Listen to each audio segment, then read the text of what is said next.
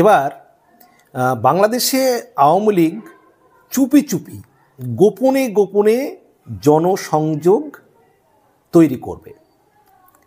মানে এবার কানে কানে সংযোগ বাড়াবে আওয়ামী লীগ। কারণ আমরা দেখছি যে আওয়ামী লীগ নেতা কর্মীরা মিটিং মিছিল করতে গেলেই তাদেরকে গ্রেপ্তার করছে বাংলাদেশের পুলিশ প্রশাসন। এবং কিছুদিন আগে বাংলাদেশের স্বরাষ্ট্র উপদেষ্টা লেফটেন্যান্ট জেনারেল মোহাম্মদ জাহাঙ্গীর আলম তিনি নির্দেশ দিয়েছেন যে আওয়ামী লীগ কীভাবে এত মিটিং মিছিল করছে, আওয়ামী লীগের মিছিল যদি ঠেকাতে না পারে পুলিশ তাহলে তাদের বিরুদ্ধে ব্যবস্থা নেওয়া হবে। অর্থাৎ আওয়ামী লীগ বাংলাদেশে কিন্তু কোনো নিষিদ্ধ সংগঠন নয়, তারপরেও কিন্তু তাদেরকে মিটিং মিছিল করতে দেবে না। এখন একের পর এক ঝটিকা মিছিল করছে বাংলাদেশ জুড়ে আওয়ামী লীগ। তাদেরকে বিভিন্ন জায়গা থেকে গত কয়েকদিনেই যদি ধরি প্রায় 5,000 আওয়ামী লীগ নেতাকর্মীকে গ্রেপ্তার করেছে এই বেশ কিছুদিনের মধ্যে, আর তার আগে তো করেইছে। এখন এই পরিস্থিতিতে আওয়ামী লীগ তাদের যে পরিকল্পনা প্ল্যান চেঞ্জ করেছে। শেখ হাসিনা নির্দেশ দিয়েছেন যে না, এখন থেকে কাজ করো, মানে যেমন ডক্টর ইউনূস মেটিকুলাস প্ল্যান করেছিলেন, এবার শেখ হাসিনাও একটা মেটিকুলাস প্ল্যান দিয়েছেন যে তোমরা কানে কানে ইশারায় ইশারায় গ্রাম ওয়ার্ড প্রত্যেকটি জায়গায় তোমরা যারা আওয়ামী লীগ মাইন্ডের, আওয়ামী লীগ সমর্থক, যারা অত্যাচারিত হচ্ছে বা হয়েছে বা সংখ্যালঘুদের উপরে যাদের উপর অত্যাচার হয়েছে তাদের সঙ্গে সংযোগ ঘটাও আরও। কারণ বাংলাদেশে মানে যে কোনো পরিস্থিতিতে আওয়ামী লীগের 40% উপরে কিন্তু সমর্থক। তো এখন যদি আমরা ধরি যে 5-10% তারা হয়তো আত্মগোপনে বা বিদেশে বা জেলে সব মিলিয়ে যদি 5-10% বাদ দিই, তাহলে বাকি 30% প্লাস এখনও দেশে একবারে ভালোভাবে রয়েছে। এইবার এই মানুষগুলোকে যদি একটা নিজেদের মধ্যে সংযোগ তৈরি করা যায়, অর্থাৎ যারা সাধারণ সমর্থক কর্মী যারা বিপদে আপদে পড়ছে তাদেরকে সহযোগিতা করা, তাদের পাশে দাঁড়ানো, নিজেদের মধ্যে একটা আলাপ আলোচনা করা, মানে কোলাহল না তৈরি করে কানে কানে বা ইশারায় ইশারায় নিজেদের মধ্যে একটা যোগাযোগ স্থাপন করা। এই যোগাযোগ স্থাপন করে নিজেদেরকে সংগঠিত করে নিয়ে তারপর একটা সময় আওয়ামী লীগ নেতা কর্মী এবং সেই সঙ্গে আওয়ামী লীগের সভানেত্রী শেখ হাসিনা যখন ডাক দেবেন তখন যেন একটা জনবিস্ফোরণ ঘটে, একটা মানে একটা ব্যাপক গণ আন্দোলন গড়ে ওঠে। সেই রকম কিন্তু একটা প্ল্যান পরিকল্পনা নিয়ে এগোচ্ছে আন্দোলন, এবং সেই প্ল্যান পরিকল্পনা অনুযায়ী কাজ কিন্তু শুরু হয়ে গিয়েছে। এবং একটা সময় দেখা যাবে যে একবারে জনবিস্ফোরণে কিন্তু পরিণত হবে বাংলাদেশে এই আওয়ামী লীগের নেতৃত্বে।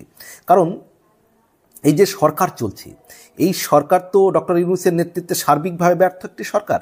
এই মুহূর্তে বাংলাদেশের গরিব মানুষ খুব কষ্টে রয়েছে। এই তো কয়েকদিন আগে একটি বিশ্ব ব্যাংক একটি প্রতিবেদন বলেছে, বিশ্ব ব্যাংক একটি বক্তব্যে, যে বাংলাদেশে নতুন করে 30 লক্ষ মানুষ অতি দরিদ্র হয়ে পড়বে। 30 লক্ষ মানুষ।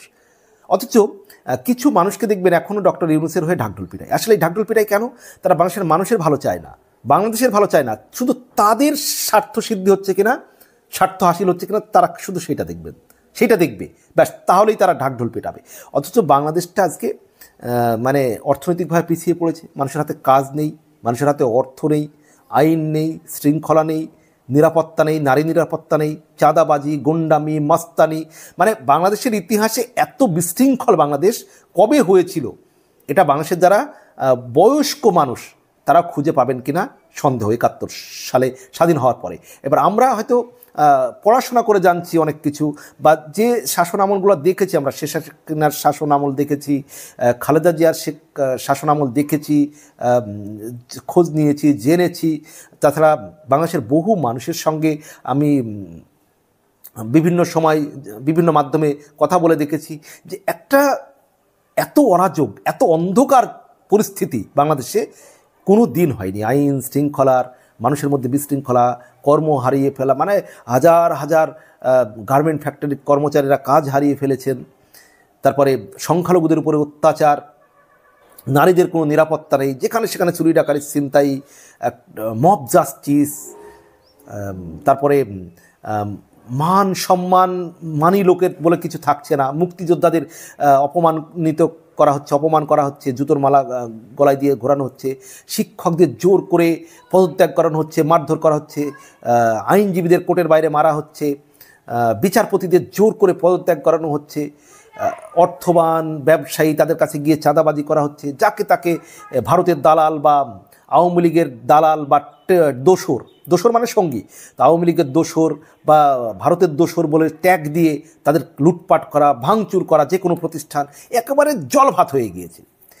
এই পরিস্থিতিতে মানুষ অতিষ্ঠ, তারা চাইছে যে আওয়ামী লীগ আবার ফিরে আসুক। এখন এই পরিস্থিতিতে আওয়ামী লীগ যদি গোপনে গোপনে চুপি চুপি মানুষের সঙ্গে যত বেশি যোগাযোগ করতে পারবে, জনসংযোগ বাড়াতে পারবে, ততই কিন্তু আওয়ামী লীগের পক্ষে মানুষ বেরিয়ে আসবে। এবং খুব তাড়াতাড়ি এই যে জনসংযোগটা, এটাই কিন্তু যদি মেটিকুলাসলি করতে পারে আওয়ামী লীগের নেতাকর্মীরা, প্রত্যেকটি ওয়ার্ডে, প্রত্যেকটি গ্রামে, প্রত্যেকটি মহল্লায়, গোপনে গোপনে, ইশারায় ইশারায়, তাহলে কিন্তু খুব তাড়াতাড়ি কিন্তু একটা জনবিস্ফোরণ ঘটে উঠবে এই ডক্টর ইউনূসের বিরুদ্ধে, এই সরকারের বিরুদ্ধে। কারণ বাংলাদেশের মানুষ অতিষ্ঠ এই সরকারকে, কিন্তু বাংলাদেশের সাধারণ মানুষ, সাধারণ জনগণ চাইছে না।